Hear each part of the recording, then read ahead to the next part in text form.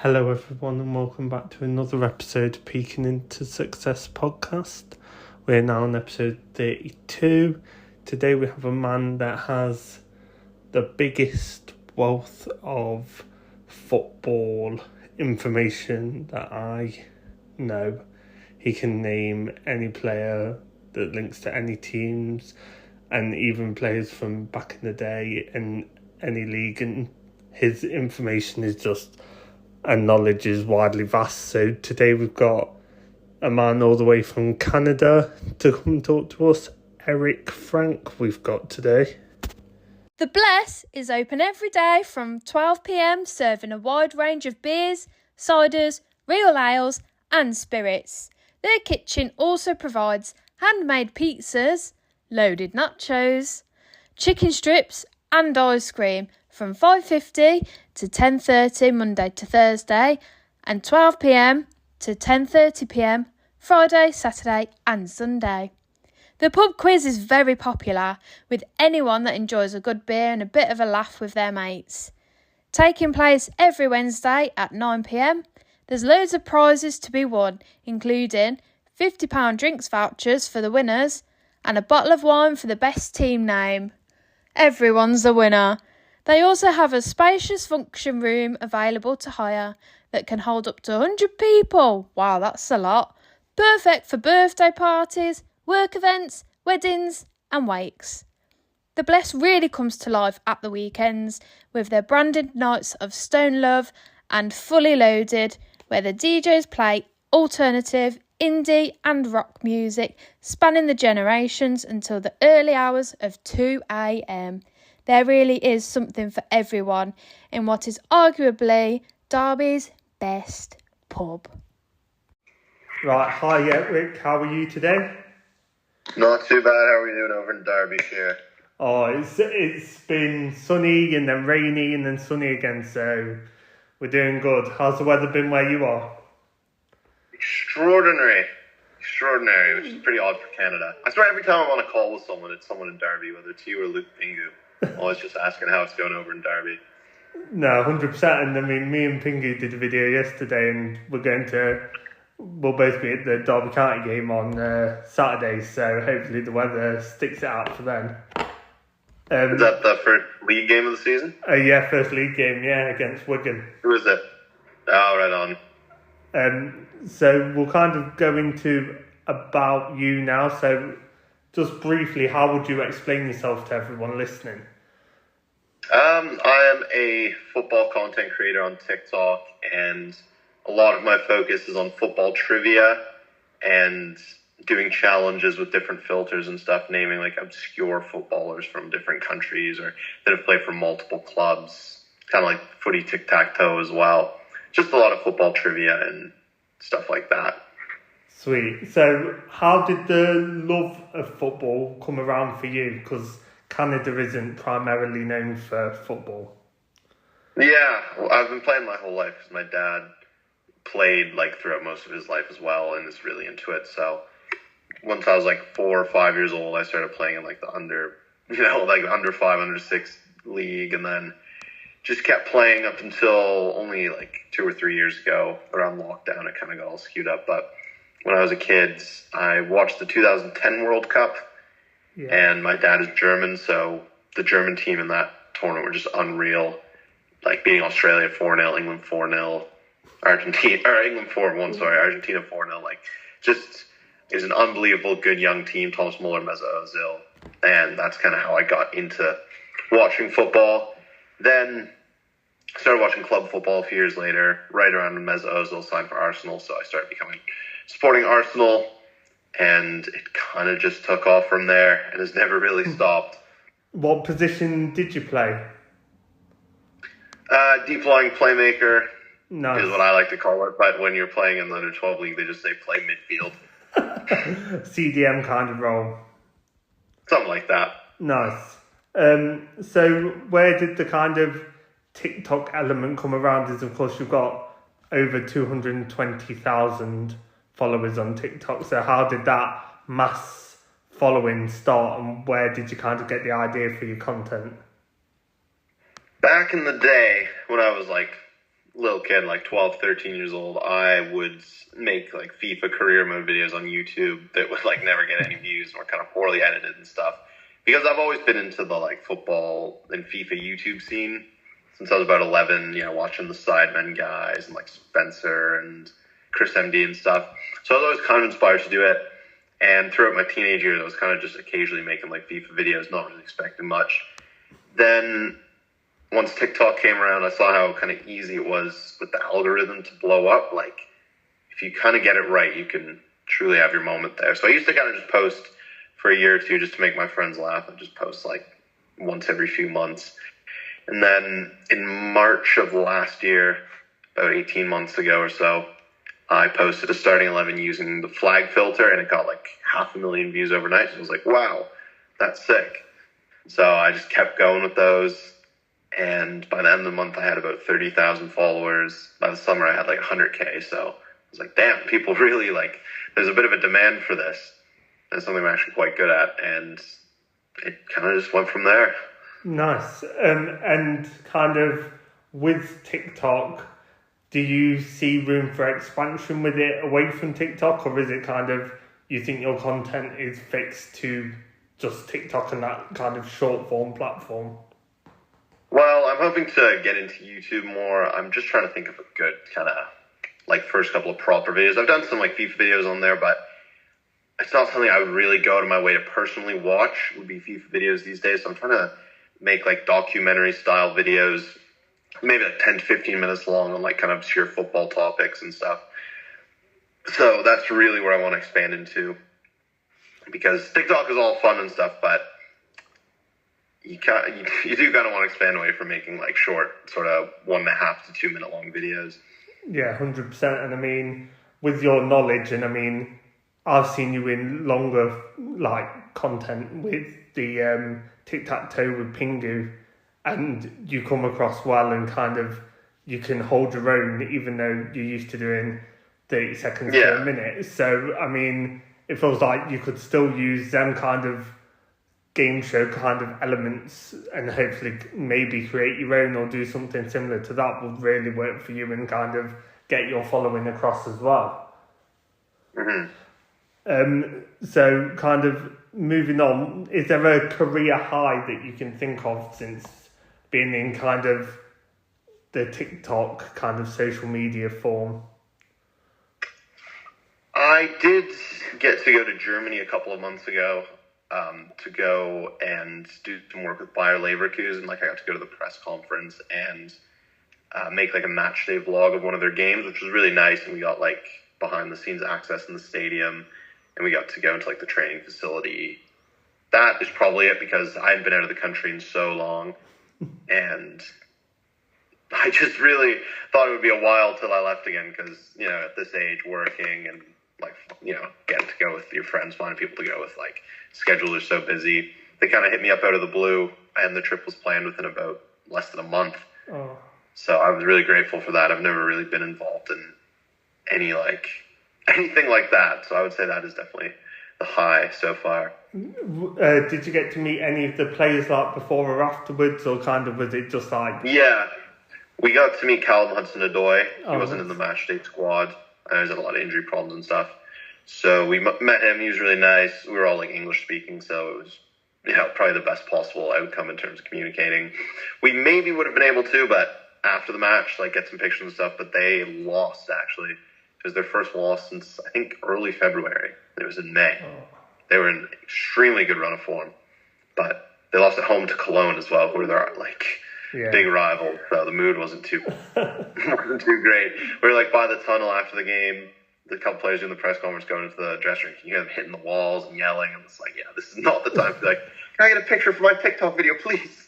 But I mean, hopefully that, because that one kind of came out of the blue, hopefully someone else will hit you up. And I mean, Arsenal being your club is kind of, it's got influences around it at the moment with, of course, the whole Prime deal and stuff like that. So I mean, they're very focused on the influencer scene, aren't they?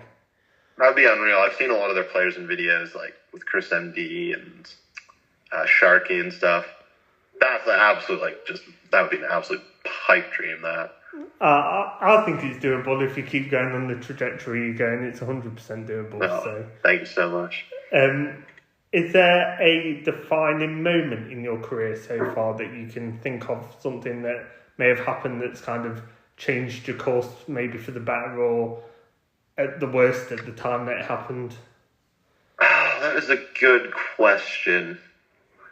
I would say that is like the biggest moment. I don't know if anything really has defined it. I guess just the first video that took off, honestly, because I'd kind of always persisted with making videos, not consistently, but it was kind of always something in the back of my mind, because I was always watching like football YouTubers and FIFA YouTubers. Like, this would be a sick kind of field to break into. So I'd say just still going at it in like March 2022 and just getting that one video that banged and going from there. Sweet. No, that's perfect. So, of course, you've mentioned about breaking into doing documentaries or kind of longer form content. Is there any other plans in the longer term that you want to kind of do for your brand? I just like continuing with the collaborations, like the trivia challenges. I've done a couple in recent months, like Flat Chat, Luke Pingu, he's always doing them. I did it with the Get Stuck In guys on YouTube. They have a really good kind of trivia series. Just doing stuff like that, continuing posting on TikTok, and yeah, just the videos I watch the most in my free time, whether it be about football or like real kind of, true crime or like, like YouTube drama or something silly like that, are always like those well-edited kind of 10 to 15 minute long documentaries that you can just get really stuck into. And I really want to make those on kind of obscure football topics, because I feel like that could be the next venture. Nice. Is there anyone that would be kind of a dream collaboration for you, whether it be on TikTok or as you're moving into YouTube? With what I'm doing, I don't really know how like collaboration oriented is. My favorite YouTuber ever growing up was Chris MD. It still is. Like, he's evolved from FIFA to like football YouTube so well. That's like the man. 100%. And I think, with your kind of footballing kind of history, hopefully you could try and get in a football video of his one day. That was just, I don't know what I would tell 12-year-old me.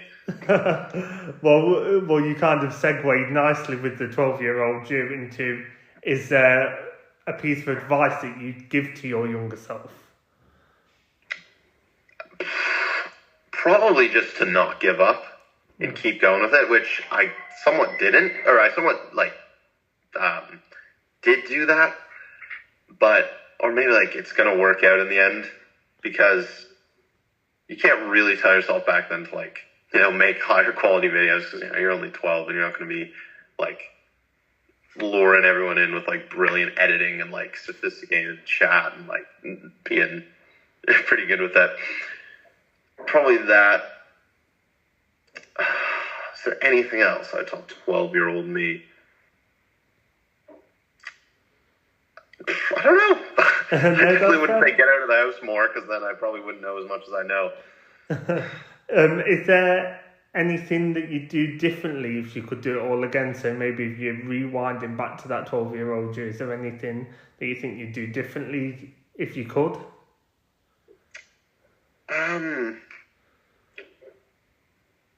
Just in general, I'm trying to think. 12-year-old me.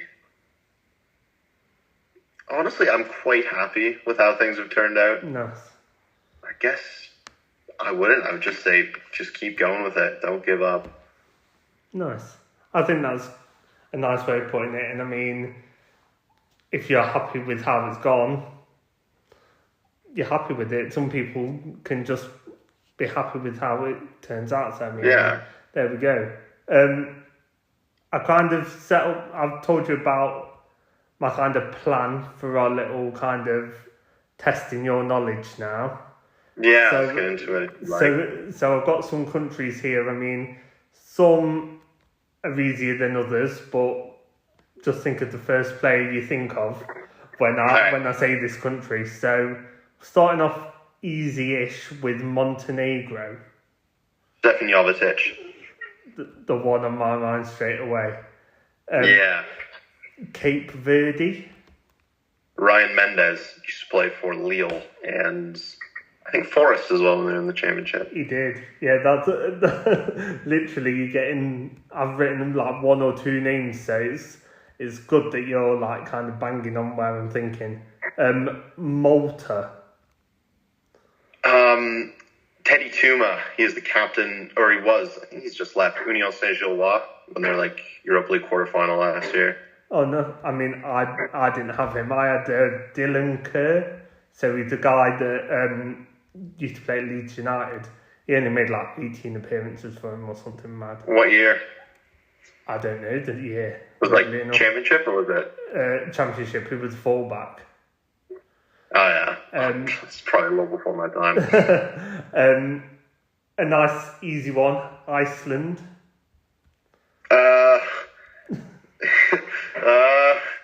I will just get for Alfred Finnbogason because he scored their first ever World Cup goal. Nice. Barbados. Emerson Boyce, FA Cup winning captain of 2013. Bang on. I used to love that Wigan squad. I didn't watch any Premier League that season. I started watching it the next season, but I just remember looking at the lineup in that FA Cup final. It's so incredibly diverse. You've got boys from Barbados. You've got Roger Espinosa from Honduras. Like Alcaraz from Paraguay. Just players from all over.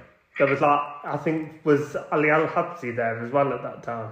He was on the bench. He was from Oman. But it still looks nice when you see all the flags on the bench. 100%. I think it's called like Curacao, is it? Curacao? Yeah. Oh, bloody they have a defender, Cuco Martina, who's at Southampton when Koeman was there. Scored an absolute banger against Arsenal on Boxing Day in 2015. That's just outside of the foot, at the best volley you can hit. And I think Cedric was injured or something, so it was like his first start, and he just goes and does that. We lose 4-0. The game after we beat Man City 2-1, and the season completely fell apart. Your knowledge is mad. I had Martina and I had Bakuna, the Aston Villa fullback. Yeah. He was a good little player when they had Benteke and stuff. Granada. Jason Roberts. Perfect. Same one I had. Another one. Yeah. I don't think he's really had a lot of caps for them. I think he kind of declared for them at a point where he couldn't get in the England team. He was like, yeah, we'll play for Grenada. Yeah. And he was very good though. Well, he was good. Antigua and Bermuda. Mikel Ledgerwood scored on Emi Martinez's debut. Howler from Emi Martinez. It's mad how you remember the games as well. That was a big one. That was 7-5. You know that one, Arsenal Reading? Arsenal Reading? I cannot remember that game, I'm not going to lie. It was a League Cup game. We were 4-0 down right before half time. And then we brought it back to 4-4 in the last minute, and we ended up winning 7-5. But Roberts scored the opening goal in that game. Jason Roberts did, and then Ledgerwood scored Martinez Howler in his first ever game. He concedes 5 goals to Reading, and then he just ends up 10 years later winning the World Cup. Incredible. It is mad. The only Reading game I can think of clearly in my head watching on the TV is they drew 4-4 with United, and there was all the goals were in the first half. That's the only Reading game that's clear in my head. I don't know if I've ever watched a Reading game because they've never been in the Premier League when I've watched. Oh no, it was back in the day. It was Fergie era. Yeah, it would be. St. Kitts and Nevis. Do you know a player from there? There are a couple. Romain Sawyers scored a really, really unlucky own goal in lockdown. He passed it into the net. He was trying to pass it back to the keeper. Jeez. Also, their captain, Atiba Harris, is Micah Richards' cousin. Is he? He is. I think he's still their captain. Nah. He's been in the MLS, but he's at a lower level now. Faroe Islands. Do you know a player from there? Gunnar Nielsen. He is a goalkeeper who has one appearance in the Premier League for Man City. Literally read my notes. Gibraltar. Lee Casciaro. Nice. That wasn't the way I think he got the winner again. You know when Lincoln Red Imps beat Celtic in the Europa League? I remember qualifier. the team from Gibraltar. I think he got the winning goal. Oh, no. I had Danny Higginbottom. So, do you know Higginbottom? Oh. Yeah. Yes, good pundit. Good pundit. And the last one is Montserrat. Oh, what's his face? Lyle Taylor. That's him. There you go. You smashed it. I thought you might struggle on at least one of them, but no, you smashed it. Is there any country that you think in the world that you don't know a player from? Yes, definitely. A couple oceanic islands and several Asian countries too. Even like bigger Asian countries like Cambodia and stuff like that. Bhutan.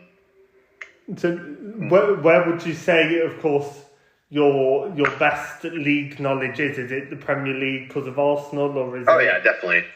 I've watched the Premier League for like a decade, and supporting Arsenal is just like pretty much watch a couple of games of that every weekend. Nice. I've got a couple of more like quick fire questions for you, just to see kind of what your opinion is and what your answers are. So, who is your footballing icon? I'd say Mesut Ozil. I tried to model my play style off him, and he's my favorite player as a kid. He's the reason I support Arsenal. Nice. Is there a current player that you like at the moment in the Arsenal team or in world football? I really like Gabriel Martinelli. I bought his kit when he hadn't even started a league game for us, because just from those first few games he played in 2019 in like the League Cup and the Europa League, I was like, this kid is the one. With 35 on the back, I bet. Yeah, I was like, I knew Mesut Ozil was on the down, so I'm like, I need like a new player to back. And then as soon as he scored that goal against Chelsea where he ran the whole pitch, I was like, we have made an investment here. This investment is paying off. Nice. So internationally, of course, you said your dad's German. If Germany are playing Canada, who are you supporting? It has to be Canada. We've lived the dream with Germany. We've seen them in the World Cup. We're happy. Nice. What's the best football stadium that you've been to, in your opinion? I haven't been to a plethora. I would say the Bayer Arena was really nice in Germany. I've been to Borussia Park, which is Borussia Mönchengladbach, to see the national team play. But the Bayer Arena, the atmosphere was really good, and we had really good seats. It was just lovely. Wicked. Is there even though they lost, they were still like in full voice. Oh, nice. Is there a dream stadium that you want to go to? Yes, I would absolutely love. I know they're like renovating it now, but the Camp Nou just would be incredible. I went last season and saw they're only winning the Champions League. Do you know, against Victoria? Oh, the Lewandowski hat trick. The Lewandowski hat trick. Dembele and Frank Kessie, was it? I want to say. I think Ferran Torres might have scored. Did he? I can't remember. I thought it was Dembele, but. It was 5-1, yeah. Yeah, it was 5-1, but the atmosphere was mad, and we were like below the away fans, as they're all like caged off. Well, they were. So, like, the atmosphere is mad, as they're just happy to be there. So, no, it's good, and hopefully the renovation's good. Yeah, I really, one of my friends who's like big Arsenal fan as well, we really wanted to go over this year at some point and try and see like a European away game. And I was like, damn, if we playing Barca, that'd be awesome, but it's going to be in the Olympic Stadium, which just doesn't have that magic. No. That's kind of it for me, questions-wise. You've kind of rattled through them really quickly. Just to kind of round up, where can people find you and what are your handles on YouTube, TikTok? You can find me YouTube, Big Massive Eric, for some longer form kind of documentary style videos coming soon. TikTok, Big Massive Eric, where I do consistently post shorter videos, and Instagram, Eric Frank _ mainly just pictures and stuff, nothing too riveting in the football content compared to the others, but a follow would be nice. Perfect. Thank you for coming on. And no, thank you for having me. This has been great. I've had a lot of fun. And hopefully one day you'll end up in Derby, because of course you know Pinger and stuff like that, so it'd be good if you could get down one day and watch a game. Yes, Pride Park. It will happen. Want to know what's happening within Derby's black community? Or perhaps you have a story of your own to share? Then look no further than Majatu, your one-stop source for local African and Caribbean news. With our digital news platform and quarterly print magazine, keep up to date on all of the latest in arts, entertainment, food, sports, and more. Find us online at mojatu.com. I hope you enjoyed today's episode of Peaking into Success podcast. If you enjoyed, please make sure you follow us on Spotify as well as Instagram, where you can see all the updates of who is coming up, as well as who has already been on the podcast, as well as Twitter, where there is information and interaction from me on there as well. Thank you.